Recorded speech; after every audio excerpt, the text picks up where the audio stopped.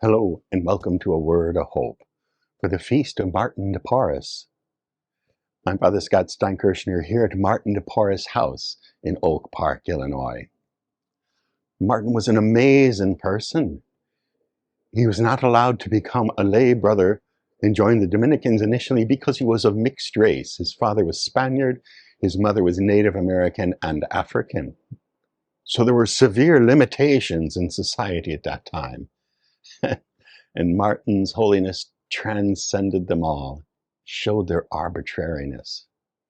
Though he had these limitations, they bent the rules and allowed him to be a lay brother.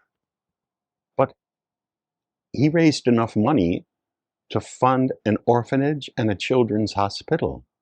And his holiness was so extraordinary that it was known by everyone. And he, in his lifetime, had many miracle cures attributed to him. Just touch somebody or give them a little bit of medicine and they miraculously got better. So God graced Martin with extraordinary holiness, this mixed race person, to show the absurdity of these human-made categories that mixed race people aren't as good as other people. He was tried to declare a saint. They did what we call a Processo right after he died. And it got lost when it was on its way to Rome. So it isn't again till the 1830s that they start again, 1837, because Pope Gregory the 16th was concerned about the slave trade. In 1839, he finally declared it morally offensive, that the slave trade was morally wrong, unambiguously. And he was working on naming this saintly African. Well, it didn't get completed then. It got taken up again, though, in the 1960s by Pope John the 23rd, responding to the needs of the time and the social justice of the day. And in America, we're looking for racial equality. That he finally finished and named Martin de Porres a saint of the church.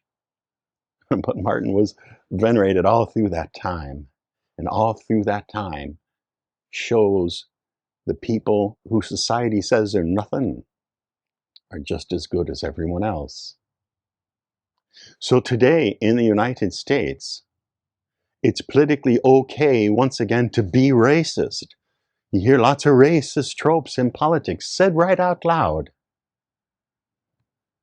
It's not okay for Christians to be racist. Today's gospel that goes with Martin de Porres, Jesus is asked, what's the greatest commandment? And we all know it. Love God with your whole heart and love your neighbor as yourself. And your neighbor knows no racial boundaries. That's the Good Samaritan story. People are people.